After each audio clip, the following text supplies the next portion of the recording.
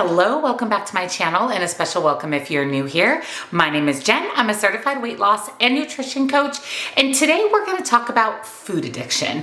Is food addiction a real thing, or is this something we can tend to use as an excuse for weight gain or lack of weight loss? So if you're excited, give this video a big thumbs up.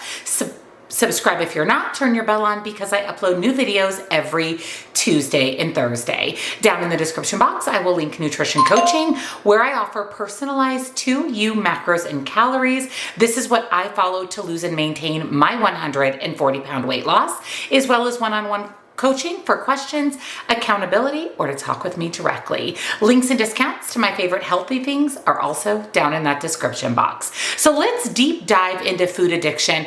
And is it a real thing?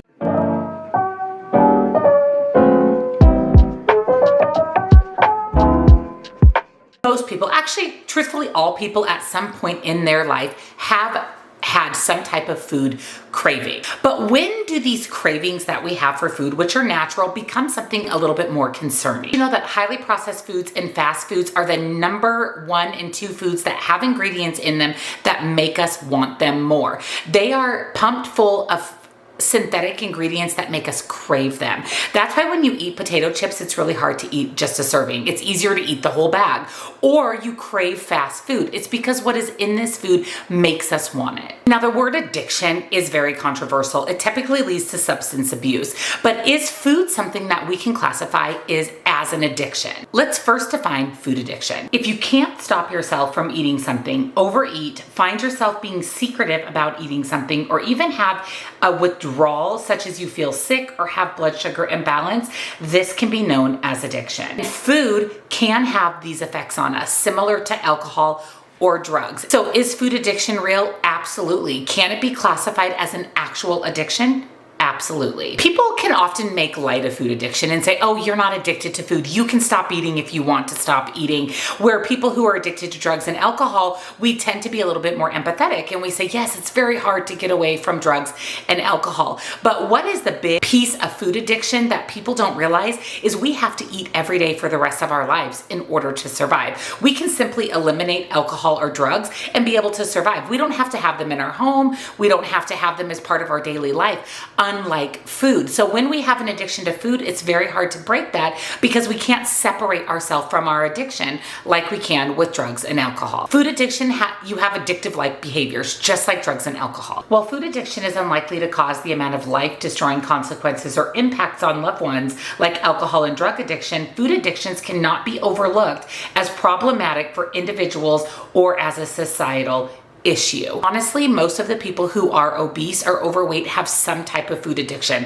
whether it's mild or severe. And food addiction has actually been legitimately diagnosed by medical professionals. There are some different characteristics that typically lend itself to food addiction. Those characteristics are neurological changes, impaired control when it comes to food, preoccupation with food, chronicity, relapse, social impairment, and risky use. Like most addictions, food addiction, alcohol, and drug, a lot of this has to do with mental health or your brain's addiction to these substances, and that lends its truth to food as well. It may be that for some people, consuming high levels of processed, highly palatable food sets off a charge in the same reward pathways that are impacted in the brain when developing an addiction to any type of drug. Foods light up the cue reward centers of the brain and stimulate neurotransmitter activities such as dopamine and endorphins. So again, similar to drugs and alcohol, when we consume highly palatable foods, again, highly processed foods, fast foods, sweet foods like pastries and cookies and candy,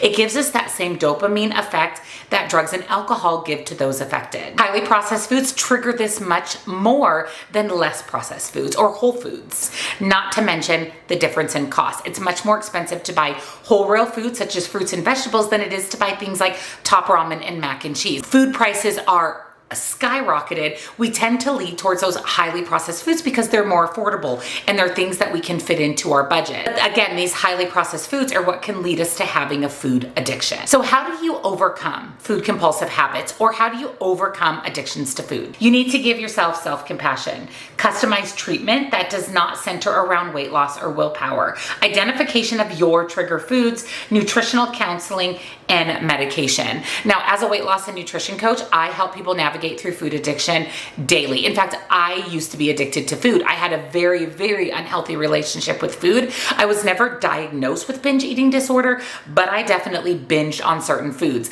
like sweets. I'm a big sweets eater. I could eat an entire pack of cookies in one day, or I would tell myself, I'm going to eat all of the cookies today so they're not in my house for tomorrow. And then tomorrow would come and it would be something else that I would, oh, I'll eat all of this so it's not here tomorrow. Those are all compulsive addiction behaviors to food. When we're obese or overweight, we consider ourselves failures. What's wrong with us? Why are we obese, overweight? These all can stem from genetics. They can also stem from these addictions to food. We need to give ourselves grace and self-compassion and slowly heal our relationship with food so we can overcome the addiction. And you need to be really careful about not eliminating or restricting any foods.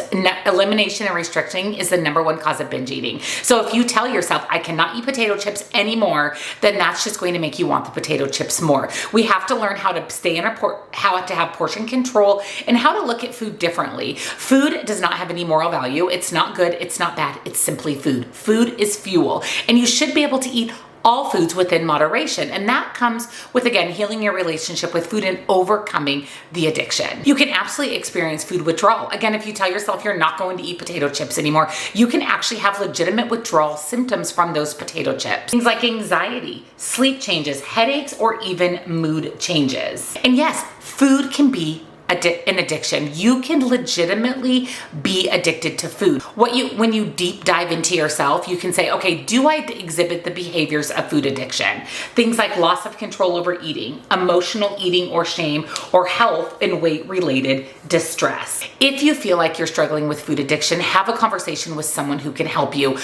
Like I said, I'm a weight loss and nutrition coach. I do offer coaching if you want to talk with me, and we can set up a game plan, help you navigate through your food addiction. And it's okay to seek therapy. Make sure that you're finding someone that specializes in food addiction and overeating, and see if you can get some mental help. Side of weight loss is even harder than the physical. So it's okay to have compassion, understand that there may be an issue, and seek guidance. But don't beat yourself up, because food addiction is even harder than drug and alcohol, because like I said, we have to eat food every day. It's always in front of us. It's not something that we can eliminate out of our life and take it out of the equation to make it easier to navigate the addiction. So find a way to heal your relationship with food, seek some therapy, and understand that it's okay to have an addiction, whether it's food, alcohol, drugs, etc. We need to learn how to navigate that addiction so that we can overcome it. Let me know down below if you feel like you may have an addiction to food, and what are some of the things that you notice or the signs that you exhibit that indicate that there may be an issue.